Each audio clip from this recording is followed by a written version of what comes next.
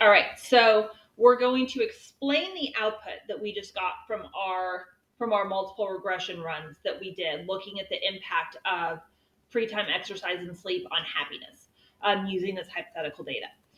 If you have no idea what I'm talking about, watch the prior video. This video is really not going to make any sense if you didn't watch part 3. So make sure you look at part 3 first. All right, so what our data found is, and again, it's totally made up, but what our data found is that if I'm looking at free time by itself, I have a very strong link between free time and happiness. Remember that it was close to almost like 4 points that I was, or was it 4 or 5? It was close to 5. It was 4.8 points that I could predict as an increase in happiness for every 1 extra hour of free time per day I could manage to free up. And again, we talked about, if we were talking about real world results, that would be huge, right? But what happened was, let me see if I can use a different color that'll show up. What happened was, when I also considered sleep, remember the overlap we talked about before, in regression, if there is an overlap in the variables, in the two variables, and that they are having a shared impact on your dependent variable, the software will not count that. So it looks like what was happening is when we put sleep in, sleep was doing something like this, where sleep was also affecting happiness, but there was this huge section. Let me see if I can find one that won't get all like yours. There was this huge section here in the middle where sleep and free time were impacting happiness in a similar way, that the analysis was saying, nope, that doesn't count. None of this stuff right here counts. And so what happened was, once we took away this shared impact, this that was left up here of free time, this was no longer statistically significant. But this amount down here for sleep was. And we saw the same thing happen when we looked at exercise. And we saw the same thing happen when we had all 3 of them together. So if we were actually graphing this out, again, I really hope that all y'all have had research methods before this, but I understand like classes get canceled. It might not have worked out. But if you remember the term mediating effect, a mediating effect is where I have one variable or 2 variables that explain the relationship between the independent variable and the dependent variable by coming in between them. And that's what we're seeing happening here. So to visualize that, I had a statistically significant relationship between free time and happiness, right? I was good. This was here. I had it. It's significant. But what happened was, I can see from my data, it's not necessarily that there's a direct link between free time and happiness. It's what I'm doing with that free time. So it's not that there's necessarily a direct link between free time and happiness. It's that up here I have exercise, and here I have sleep. And as free time impacts exercise and impacts sleep, these 2 are then impacting happiness. And that is what we call a mediated relationship, or a mediating variable. Is this explanation to this is explained by this. How would we put that in real world language? What we would say is, when considered alone, free time has a statistically significant effect on happiness. However, the relationship between free time and happiness appears to be explained by using that free time for exercise and sleep. What are you doing with your free time? Are you using it to exercise? Are you using it to get stuff done so that you can increase your amount of sleep?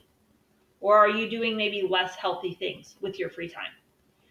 So what we see is the relationship between free time and happiness is mediated by exercise and sleep.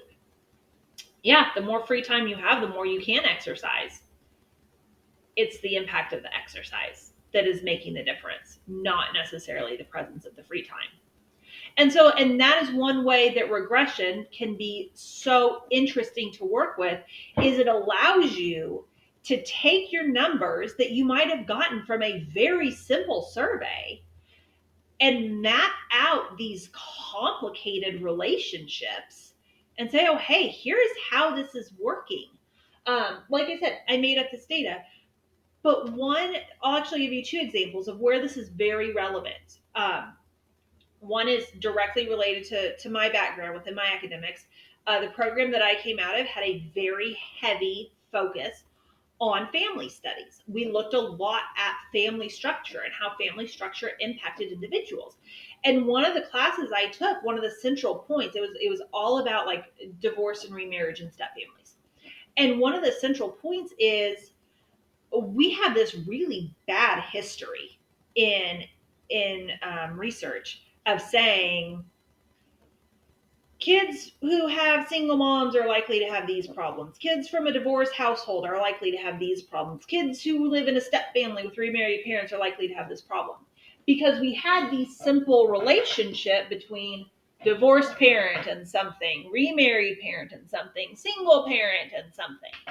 But what we found out is when we go in and actually put in some variables in between here, we get rid of that independent relationship between divorce and this, remarriage and this, single parenting and this. One example, if I'm remembering correctly, had to do with there was this study that had found that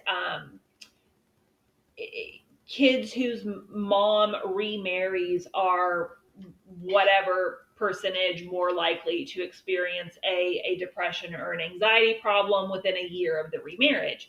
And it was, this is why remarriage is stressful for kids. This is why step families are stressful for kids, on and on and on. But one thing that they found is, okay, what happens a lot of times when somebody remarries? A lot of times they move. Even if they stay in the same school district, they move houses, or they move into a new neighborhood. Maybe they do move into a new school district. Maybe kids that before had their own room in the new house now share a room, or maybe there are step kids involved or step siblings involved, and there's now more people in the house, or whatever it might be. But when we added in these other variables, or not we, I wasn't part of this research, but when they added in these other variables, they saw it wasn't the remarriage that was stressing the kids out. It was the fact that they moved. Moving is stressful on kids. It was the fact that they switched schools. It was the fact that they didn't live next door to their best friend anymore. It was the fact that now I have to share a room with my sister when we had our own rooms before. It was the impacts of the move that was causing a lot of stress on the kids, not necessarily the fact of my mom and my stepdad got married this year. Okay. And so that's one way that this plays out quite a bit in real world research. Is you do have right now a lot of academics who are trying to dismantle some of this old research on just making these very simple statements.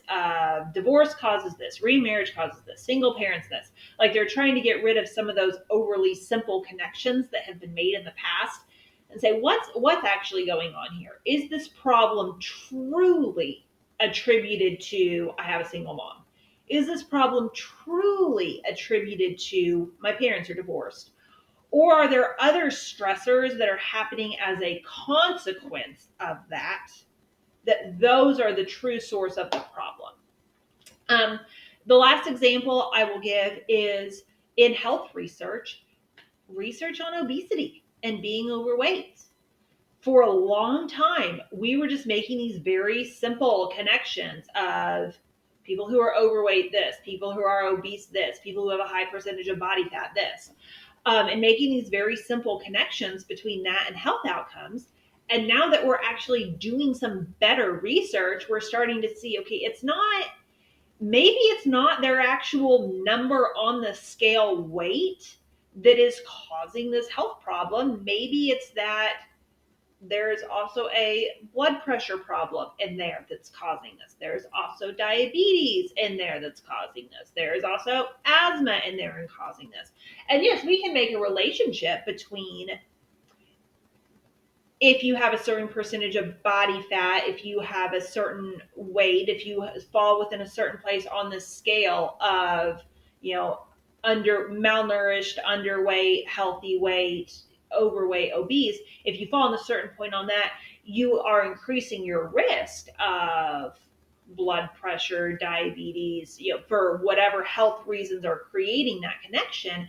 But to just make a simple statement of obese people this, like it's overly simplified. It's not giving an accurate picture of what's going on. The obesity is not causing the problem. The weight is not causing the problem.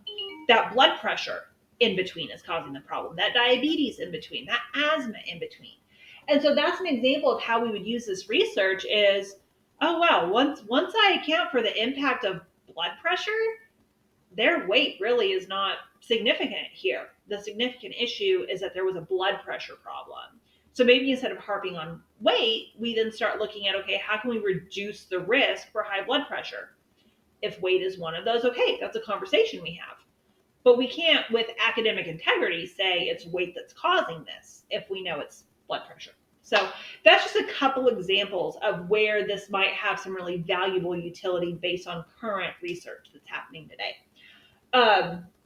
So like I said, output is available to be downloaded. Data set is available to be downloaded if you want to play along and fiddle with it. As always, email me with any questions. If you want to leave it on a comment, that's fine. Like I said, a few of you have started doing that, so I just turned on my notifications where I automatically get a thing of, hey, someone has a question on this video.